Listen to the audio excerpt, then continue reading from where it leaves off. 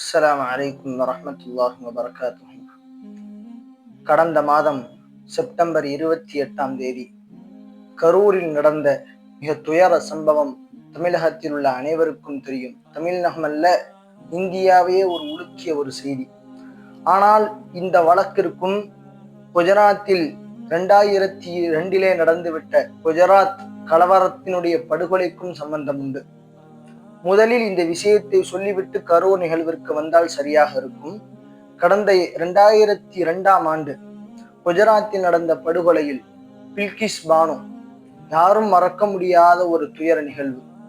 நிறை மாத கர்ப்பிணி வயிறு கிழிக்கப்பட்டு உள்ளிருந்து அந்த சிசுவை கையில் எடுத்து அந்த பெண்ணை 11 பேர் சேர்ந்து கூட்டு பாலியல் வன்புணர்வு செய்து அவர்கள் குடும்பத்தை சார்ந்த 7 பேரை தன் கண் முன்னாலேயே கொன்று வயிற்றிலிருந்து எடுக்கப்பட்ட அந்த சிசுவை தீயில் எரித்து கொலை செய்த காமுகர்களை 2008ஆம் ஆண்டு அவர்கள்தான் உண்மையிலேயே குற்றவாளிகள் என்று அவர்களுக்கு ஆயுள் தண்டனை கொடுக்கப்பட்டு சிறையில் அடைக்கப்படுகிறார்கள். ஆனால் 2022ஆம் ஆண்டு குஜராத்தை சேர்ந்த ஒரு அரசு ஒரு குழு ஒன்றை அமைக்கிறது. அந்த குழு என்ன சொல்கிறது?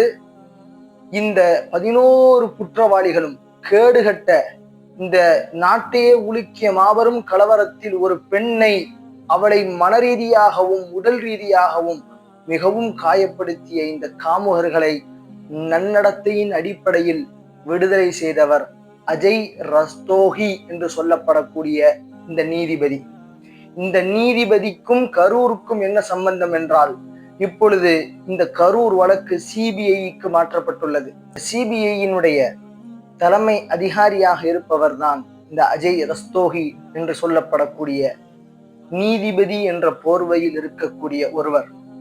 இவர்தான் இப்பொழுது இந்த கரூர் வழக்கை விசாரிப்பதற்காக வேண்டி உச்ச நீதிமன்றத்தால் தனிக்குழுவினுடைய தலைமை அதிகாரியாக நியமிக்கப்பட்டிருக்கக்கூடியவர். இப்பொழுது கரூர் நிகழ்விற்கு வருவோம். பொதுவாக அவர்கள் சார்ந்த சமூகத்தை விழிப்புணர்வு ஏற்படுத்த வேண்டிய கட்டாயம் உண்டு. விஜய் ஒரு திரைப்பட நடிகர். அவருக்கு அதை தவிர்த்து வேறு எதுவும் தெரியுமா என்றால் நம்மை பொறுத்த மட்டில் தெரியாது. திரைப்படங்களில் தனது வயது ஒத்த ஒரு மகளிடத்தில் ஆபாச நடன காட்சிகளில் நடிப்பார். இன்னும் சமுதாயத்தில் சீரழிக்கும் என்னென்ன மது மாது சூது எல்லாம் இருக்குமோ எல்லாவற்றையும் திரைப்படத்தில் காட்டுவார். இன்னும் ஒரு சமூகம் சார்ந்த, குறிப்பாக இஸ்லாமிய சமூகம் சார்ந்த கேடுகட்ட தீவிரவாதிகளாக சித்தரிக்கும் திரைப்படங்களை தொடர்ச்சியாக எடுப்பார். துப்பாக்கி, தலைவன், வேலாயுதம், கடைசியாக வந்த பீஸ்ட் போன்ற திரைப்படங்கள் முழுக்க முஸ்லிம்கள் வெறுப்பு தானே தவிர அது தீவிரவாத வெறுப்பல்ல. முற்றிலும் முஸ்லிம்களை தீவிரவாதமாக காட்டக்கூடியது. இதை ரொம்ப கேவலமான மனம் குறுகக்கூடிய விஷயம் என்னவென்றால், இவ்வளவு எடுத்தும் நடித்தும் அவனை தளபதி என்று சொல்லப்படக்கூடிய 5 நேரம் தொழுகக்கூடிய இளைஞர்கள் எங்கே? 5 நேரம் தொழுது கொண்டே அவனை தளபதியாகவும் அவரை உயர்த்தி பேசக்கூடிய இஸ்லாமிய இளைஞர்கள் எங்கே? இஸ்லாமிய யுகதிகள் அவருடைய மாநாட்டிற்கு சென்று விட்டு, என் கணவரை விட எனக்கு விஜய் தான் பிடிக்கும், என் கணவரை விட நான் அவருக்கு உயிரே கொடுப்பேன் என்று சொல்லப்படக்கூடிய இந்த அவல நிலையை என்னவென்று சொல்வது? நபி ஸல்லல்லாஹு அலைஹி வஸல்லம் சொன்னாங்க, அல் மர்உ மன் அஹ்பபத, நீங்கள் யாரை நேசிக்கிறீர்களோ அவர்களோட நீங்கள் சொர்க்கத்தில் இருப்பீர்கள், மறுமையில் இருப்பீர்கள். நாம் யாரை நேசிக்கிறோம்?